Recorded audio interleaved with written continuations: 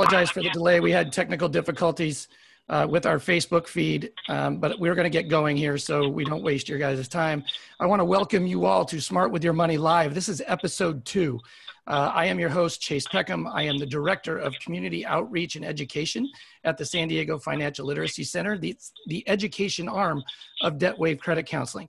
We are excited to bring you episode 2 of this new series and the topic of a bi-weekly series that we have Wednesdays at 10 a.m. Pacific.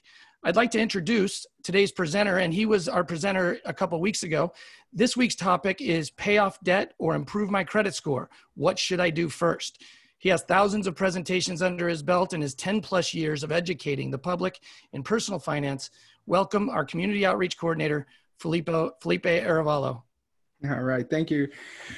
Good morning, everyone. Thanks for joining us. If you're joining us from the East Coast, happy afternoon. Today we're going to go over debt and credit scores. And what should you focus on first, kind of the ins and outs, and kind of explain how they're related, which may not be how you think they're related. So we'll get right to it. All right, today we're going to go over the common misconceptions of debt and credit scores, the credit card debt effect, and then having your cake and eating it too, because that's sounds pretty good. So some of the common misconceptions when it comes to debt and credit score, 80% of survey respondents in a Experian survey that they did in last year believe that having higher debt hurts your score, when in fact, that may be the case, but it's not always the case. Having debt does not necessarily mean having a bad credit score. And being debt-free doesn't necessarily mean that you have a good credit score, which is kind of the opposite of what so many people think. 80% of people thought that correlation went the other way, and it's not always the case. In fact, people with the top credit score ranges, so those with a FICO score of 800 to 850, the really top of the credit score section, actually carry more debt than consumers in any of the other credit score ranges. And you might be sitting there thinking, how is that? How is it that, well, we'll kind of explain it during the presentation. That's a very important distinction to make. So just kind of a visual here of how the different credit score brackets and the debts that they are, or the average debt that they carry. And you'll notice as the credit score decreases over on this column, so does the average total debt and the average credit score. So it's something where individuals with more debt have a higher score, and there's a reasoning for it. Once we get to it, you'll sit there and, oh, okay, that makes a little more sense. But at first, you're looking at this chart, you might be looking at this chart thinking, what? How does that work? Well, we're going to explain it, but just kind of a little visual here to see how it correlates in the opposite direction that most people actually thought that it would. So another last little chart, and then I'm done with the stats because this is not a math class. The average credit score per age range, so people in their 20s, 30s, 40s, it actually increases as people get older on average. And then you also remember now, looking back at the last chart, wow, that also your debt increases. Well, it's important to differentiate which type of debt, because there are different types of debt. There are, what you would call quote unquote good debt and quote unquote bad debt. And how they're calculated and how they're different, and they will affect your credit score differently. I mean, you might think someone in their early 20s, they haven't figured out how the credit industry works. Maybe they haven't even started using credit, and they have no credit history. And then as they progress through their financial life, they go ahead and start learning how to do it. Maybe they made the mistakes earlier on and they're just kind of, building up to it, or they say, I've made mistakes, I'm not going to do it again. And the credit profile starts to fill in. So important distinction to make is the different types of credit and therefore the different types of debt that are available to us as consumers. The first one is your revolving credit, and these are your credit cards. And revolving because it's ever changing. The balance can change. You can go on a shopping spree. You can pay it off. You can pay off part of it. You can make just the minimum payments, which can be dangerous. Future episode right there. Or you can make, big chunks of payments. And this month's balance doesn't necessarily mean that's going to be next month's balance. There's always something going on. That's why it's revolving. And then you have your installment credit. And these are going to be like your car loans, your personal loans, your student loans. And that's going to be an installment amount, a fixed monthly payment for the life of the loan. The little exception here is federal student loans. They do have different repayment options. You can play around with your payments and do some different things. So those aren't always going to stay, set in stone. But everything else, you're talking, your car payment. You have that monthly car payment every single month for the term of the loans. And then you have your mortgage, which is a form of an installment loan. However, it's huge balance amounts usually, and long terms, 15, 30-year loans. And the last type of credit is your service credits. That's for a whole nother presentation. Just remember that one doesn't actually build your credit. Just wanted to make sure we did include it. But what we're really concentrating here on is that revolving and the installment, and differentiating between the two of those. And that will help realize why more debt necessarily doesn't mean better worse score. Credit. So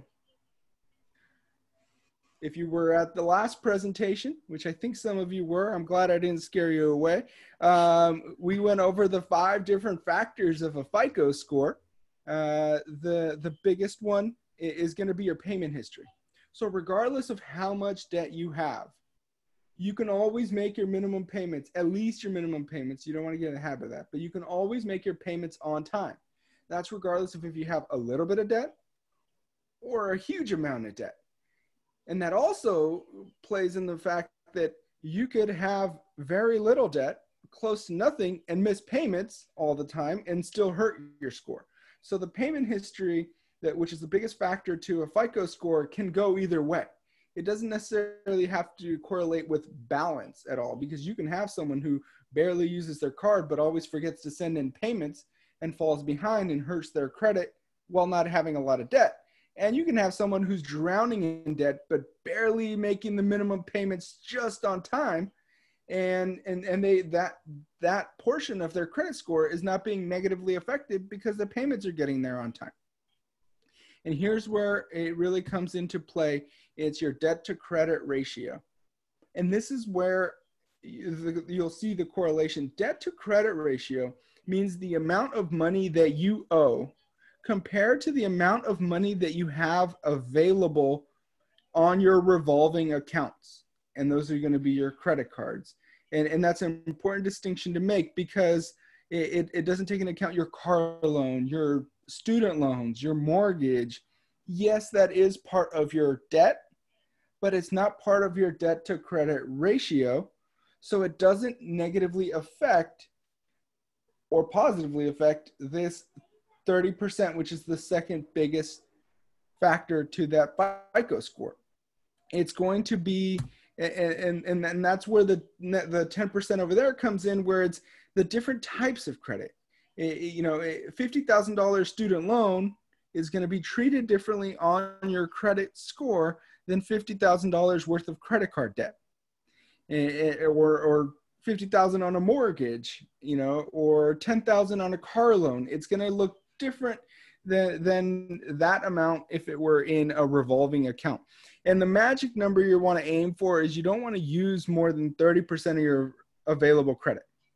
If you start using more than 30%, you start to see a decrease, or you start to see it negatively affect your score. You want to be a real high achiever. You want to keep it in the single digits, less than 10%, or pay it off every month. And that will, really increase your score. But if you go over 30% usage, that's when you're going to start to see that negatively affecting your score more drastically. So number example here, let's say you have $10,000 for easy math purposes of available credit, and you owe $2,000. That's 20%. You're still less than that 30%. Now someone, your neighbor has $5,000 available credit, and they also owe $2,000. They're at 40%. So now they're on the other side of that 30% marker. So that same $2,000 debt is having a much more negative effect on their credit score than it does on your credit score. And that's where the distinction really comes in, where, someone can have a lot of debt and still have a solid credit score, because that debt could be in other places. That debt could be in a mortgage. That debt could be in car loans. And at the same time, if someone has a really big available credit limit, where, with all their cards, they have thousands and thousands of dollars of available credit, they can, without hurting their score, afford to carry a bigger balance than someone who has a very small credit limit. As far as credit score goes, obviously, at any point you can go overspend and find yourself drowning in debt, which is not where you want to be. But as far as credit score goes, the different debt loads will affect everyone differently. And then that 15% length of credit history, that's part of the reason those 20 and 30-year-olds might be struggling more with credit. They don't have that credit history. And then lastly, the credit inquiries, which is just, don't apply for credit you don't need. So hopefully that makes sense. It's not just the amount of debt, it's the type of debt.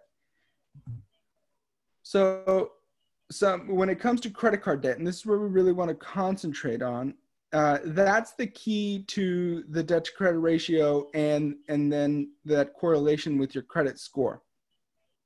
The higher credit card debt can hurt your score, or worse, it can suffocate your budget. It can make it very hard, to do and to accomplish some of your other financial goals. The other big drawback to having more credit card debt than the other types of debt is that it's oftentimes much more expensive due to higher interest rates. A credit card interest rate can be significantly higher than you would on a mortgage or a car loan or a personal loan. It's something where they're carrying that big balance there is different, and it's going to be more expensive in the long run. And the lower credit card debt, if you can get, and this is where it says, what should I do first? If you can pay down your credit card debt, it is going to allow you to have a healthier budget, to have a better financial standing, because it's going to free up money. So you can put money away for savings, retirement, put that money away for a rainy day and get that peace of mind. So if you have the credit card debt there, and it is important to eliminate it as soon as possible, the best you can, not just so that you can help your debt to credit ratio, but so you can help your overall financial health. So even if it's not hurting your credit, you'll be doing better off if you didn't have the debt. So it's something to keep in mind, whether you're doing it to help your score or whether you're doing it just to help your financial standing. It is important to pay back debt in a timely manner as quickly as possible. So let's say you have debt, and what do you do? Well, first thing you got to do is create that budget. If you work with DebtWave and you're on the DMP, that is one of the first things that you do is you create that budget. And it's important to, whether you had someone help you create a budget, you did it on your own, you did it on an Excel spreadsheet, piece of paper, you use an app, however it is you want to budget, because everyone's budget's going to be different and everyone's going to find a different way of budgeting that works for them. Have it so that you create that budget that works for you and then follow the budget, follow your game plan.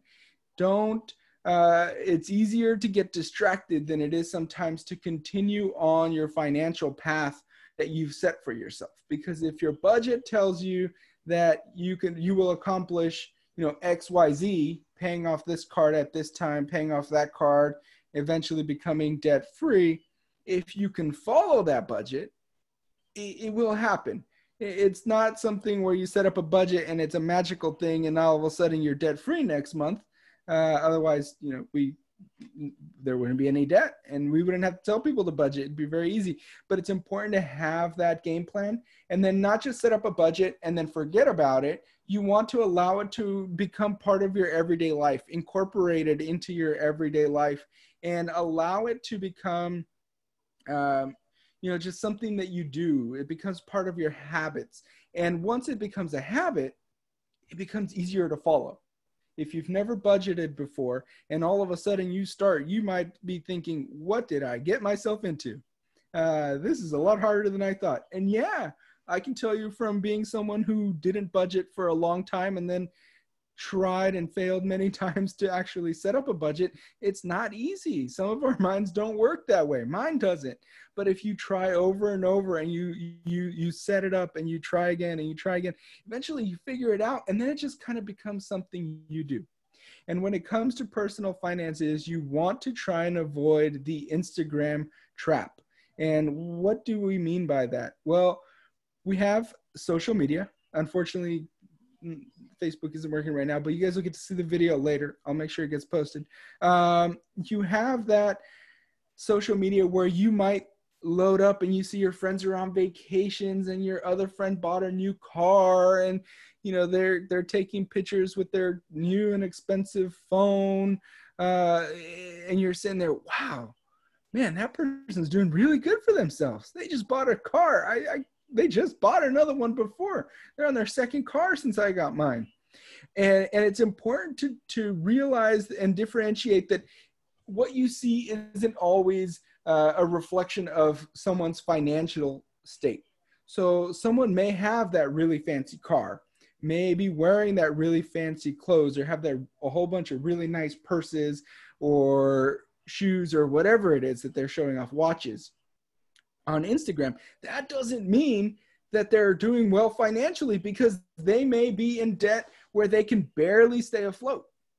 And they may have all their credit cards maxed out. So it's important to realize that as an individual and stay within your financial means, because carrying a lot of that revolving debt will start to negatively affect your credit score. And that shopping spree in the long run, especially if you carry that balance for a long time, could start to see a declining. You could start to see decline just because you were trying to keep up with the Joneses and trying to keep up with, the latest trends. So try and avoid that extra spending and purchase the things you need and try and save up for some of the wants.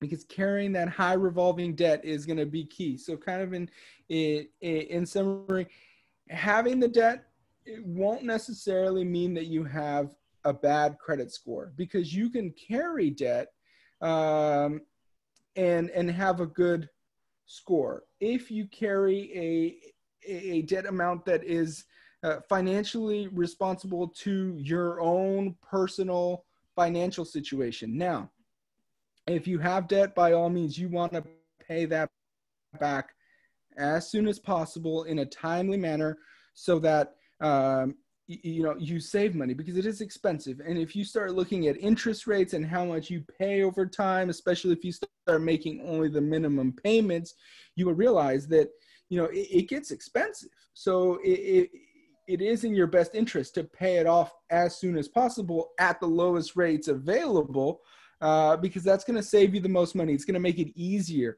And however, being debt free doesn't necessarily mean you have a good credit score. We talk to people sometimes who, during our presentations, tell us, well, I must have good credit because I've never used credit. And that's not the case. You need to use credit in order to build your credit score, because you have to have that payment history.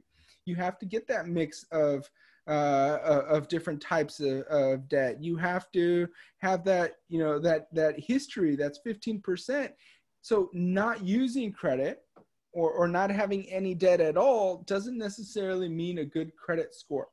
You want to use credit responsibly and use it as a good financial tool so that someday down the road, when you need to apply for credit for whatever it is you're looking for, you have that credit score to back up your income, to back up, whatever it is that you're trying to get a loan for. So, make sure that you do pay down the debt if you have it, but realize that having the debt doesn't necessarily mean it's going to hurt your score. Yes, paying it down is good. So pay it down, but concentrate on paying it down for your financial health more than necessarily your credit, and the credit will follow. If you have a lot of credit card debt, as you start to pay it off in a timely manner, your credit score should go up if you take care of everything else as far as those factors go.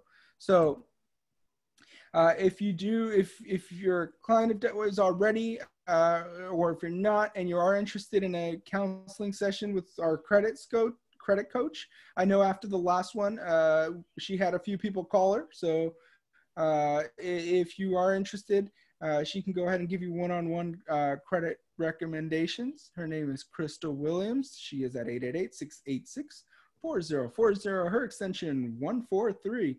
And if you want to continue learning, or you think of another topic that maybe we haven't covered, we do have a podcast. It's available wherever you get your podcasts. It's called Talk Wealth to Me. And we talk about everything personal finances. Some episodes may apply to you, some episodes won't.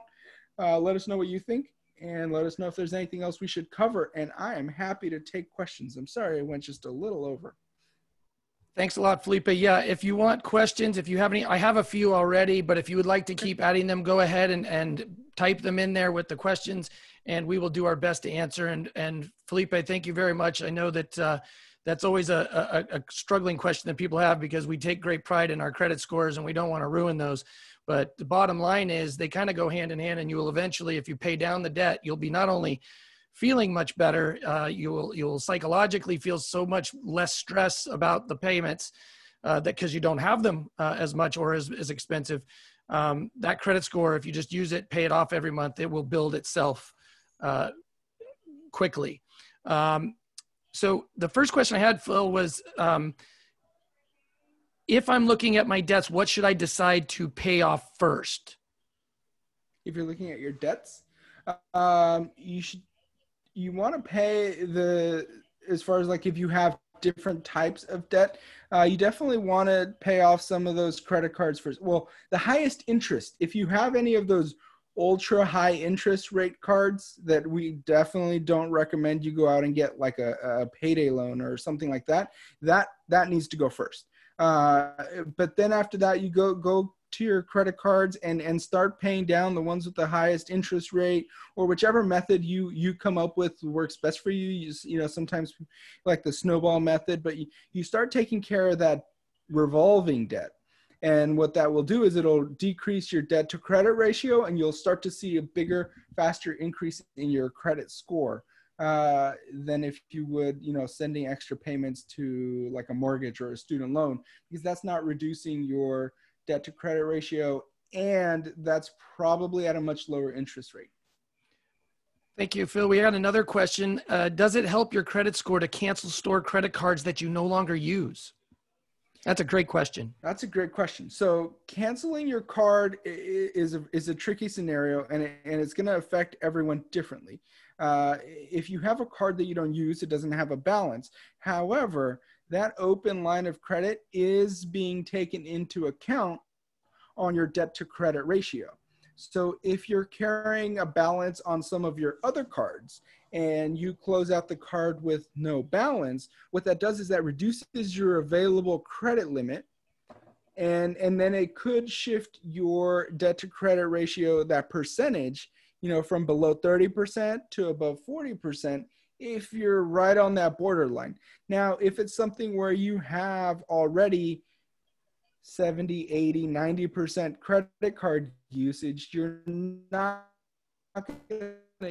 your credit score is already being negatively affected. If you have no credit card debt and you have other open lines of credit and you close that store card, you're not going to see as big of an impact. So like so many things with credit scores and personal finances, it's very much case by case, but just be aware that closing that card does reduce your available credit, which then shifts your debt to credit ratio. And it's going to make it increase if you're carrying some debt. Now, if you have a lot of debt, like I said, and you're at 80% credit usage, and it bumps it up to 85% credit usage, how much more is it going to affect you? Probably not as much.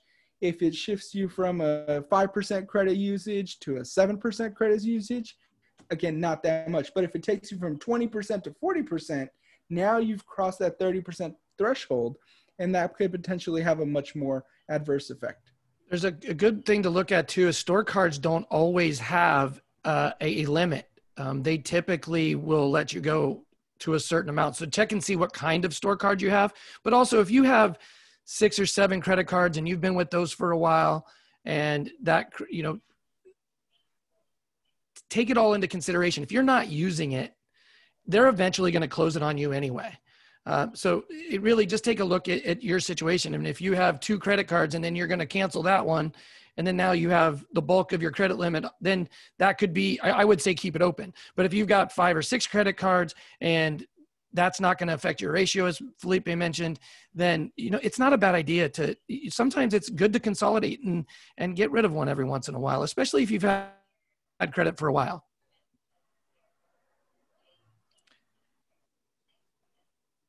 Next question. I've been paying more on my car payment because I want to pay it down, but I still have credit card debt. Am I doing the right thing? Well, it's always, there's that benefit of paying down, you know, debt as fast as possible, especially, you know, like a car loan. Eventually, once it's paid off, you know, you'll have that added flexibility in your monthly budget because you won't have a car payment. However, it's important to take a look at what that car payment, what that interest rate on that car loan is compared to your average credit card interest rate. If your credit card interest rates are going to be, you know, are 20, 25%, 30%, like we see, you know, regularly, unfortunately, and your car loan is at 4%, you know, you're going to see a lot more in savings by attacking some of that credit card debt. And as far as credit score goes, you're going to see bigger benefit by starting to pay down that credit card debt than you would by paying down that card debt any faster, because of the different types of credit and because that credit card debt is affecting your ratio, whereas your car loan shouldn't be affecting your ratio. So if you're looking to have the quickest, most positive impact to your credit score, paying down your credit card debt would be more beneficial. If you're like a few months for that full payment amount at your debt, at your revolving debt, you know, then it could, you know, make things a little easier. But for the most part, you want to concentrate on that higher cost debt, which oftentimes is those credit cards. And that's going to have the biggest effect on your score because it affects your 30% credit utilization. This is a really great question, and this is one we get quite often. If I have only 1 or 2 credit cards and I have a low limits on my card, should I open up new cards to create a larger limit? So again, there's so much that goes along with this one in that you don't want to go falling into more debt. And oftentimes opening up a new line of credit, if you already have debt on your other cards and you're like, man, I'm close to maxed out, I'm gonna just go open up another credit card to give myself more credit. If you don't change the habits that maxed out your previous credit cards, you're probably gonna max out this new credit card. And then you're gonna find yourself with even more debt. So it's a very dangerous game. Plus, then you're in the short term, you're opening up a new line of credit. You have a new credit inquiry. So opening up that new line of credit will actually, in the short term, see a decrease in your credit score just by the fact that you opened up a new card. just the fact that you were out applying for a new card and then you open up the card. When it comes to your debt to credit ratio, yes, that will lower your debt to credit ratio, but you're gonna have that negative effect from opening it, and then you open up the potential to acquire even more debt. So you haven't really paid off, and at some point you can have too much available credit where it starts to negatively affect you, and then you might have a hard time going and getting a car loan, or going out and getting a mortgage, because you just have way too much credit already. You've kind of overstretched your income or your financial situation. Yeah, it's really dangerous. I mean, I think what he said at the very beginning when talking about creating that plan and paying down the existing debt that you have instead of opening new accounts, which, by the way, in the short term could affect your credit, because there is the whole thing about inquiries, a small percent, you're opening up new debt, credit score could go down a little bit. But again, remember, credit scores fluctuate. If you watched a couple weeks ago, our first episode, they do fluctuate based on what you do. So if you're positive habits, good habits, and you get those, start paying those things down, and you're paying them on time, that's the paying those things on time, paying them down, getting those balances low. That's going to be your key. And that's going to help a very healthy credit, and not only a healthy financial life, but a good credit score as well. We have time for one more question. If anybody has it, go ahead and type it in. If not, I will give a couple housekeeping things. I'd like to thank you, everybody. Remember, we do these bi-weekly. Our next episode will be Wednesday, October 7th at 1 p.m. Eastern, 10 a.m. Pacific. And next week, on the 7th, we will have our special guest. He is outside from us, expert Jory McCarran. He is of Score Shuttle, and this topic will be help. My account is in collections. That again will be on Wednesday, October 7th. 1 p.m. Eastern and 10 a.m. Pacific. We want to thank everybody for joining us today. We are, again, apologize to our Facebook listeners for whatever reason we could not connect. We will get that taken care of, and we will also get it posted to Facebook. This will also be reposted if you missed anything. So thank you all very much, and thank you for joining us. If you have a last second question, get it in there, and we'll try to answer it. Thanks again for joining us. Thank you, everyone. Phil, can you put it back to Crystal's phone number, please? Oh, sorry, I hit stop sharing.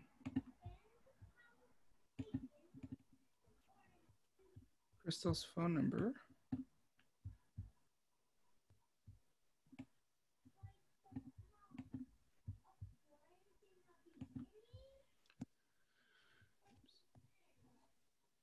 Awesome. Thank you.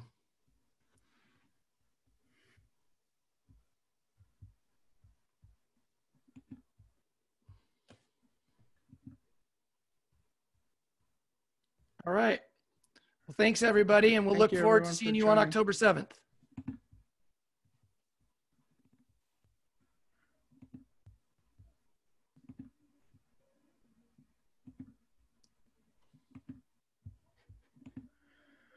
Great job, Phil.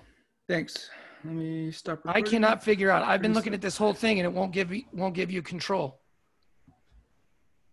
Interesting. I mean, I was just afraid of also just